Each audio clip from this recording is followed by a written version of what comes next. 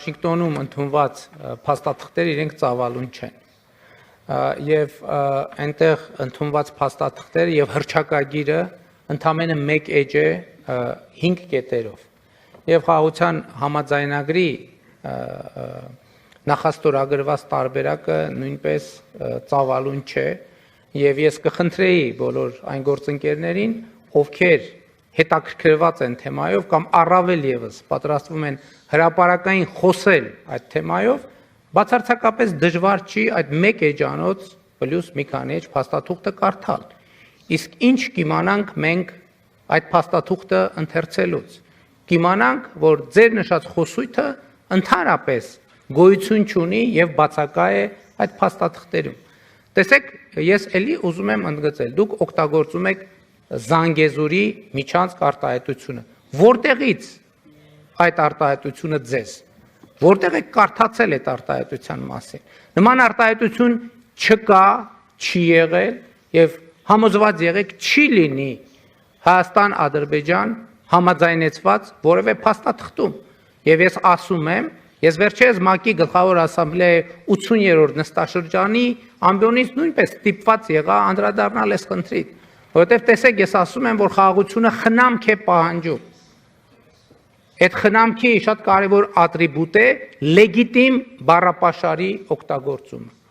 Լեգիտիմ համաձայնեցված բառապաշարի օգտագործումը։ Ես ՄԱԿ-ի ամբիոնից ելույթ ունեցա եւ արձանագրեցի, ընդ որում նույնը կարող եմ ասել այսօրվա ելույթի մասին եւ արձանագրեցի, որ իմ ելույթի մեջ չկա մի բառ, մի արտահայտություն, որի ծագումնաբանությունը ես չեմ կարող ցույց տալ Վաշինգտոնում ընդունված փաստաթղթերից։ Հետևաբար նրանք, ովքեր օգտագործում են Զանգեզուրի միջանցք արտահայտությունը, ըստ էության եւ իմիջիալոց ես նաեւ դիմեցի կոչով ադրբեջանցի գործընկերոջս, որպեսզի պարզաբանի,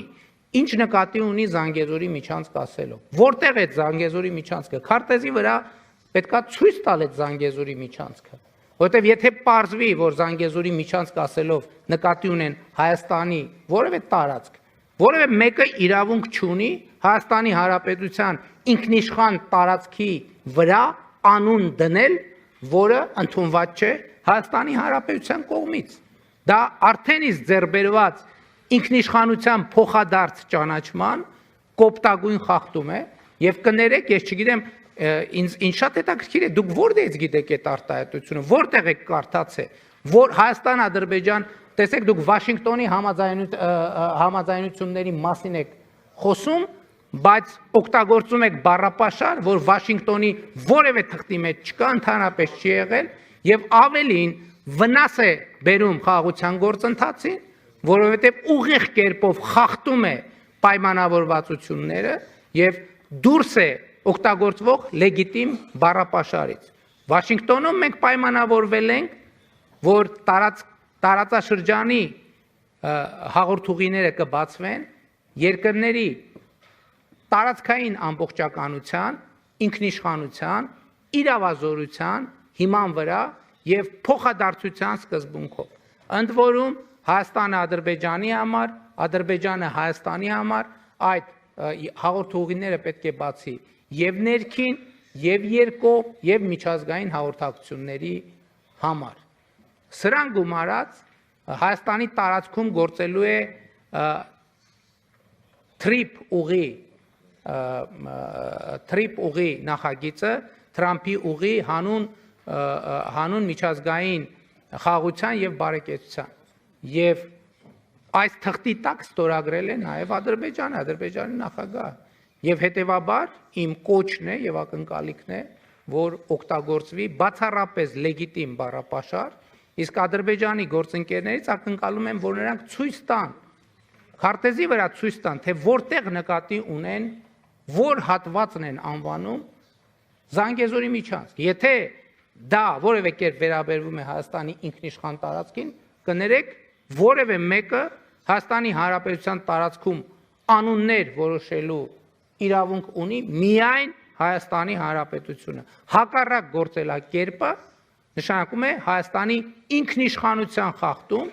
ինչի շուրջ բարձրագույն մակարդակով հրապարակային ձեռք է բերվել պայմանավորվածություն։ իսկ ելի եմ ասում, անուններ բառամթերք կարող է օգտագործվել Հայաստանի Հանրապետության տարածքի պարագայում միայն այնպիսի, որ սահմանված է Հայաստանի կառավարության կամ խորհրդարանի կամ համապատասխան մարմինների կողմից կամ համաձայնեցված է Հայաստանի կառավարության հետ։ Եվ հետևաբար թույլ տվեք ասել, ես խստորեն դատապարտում եմ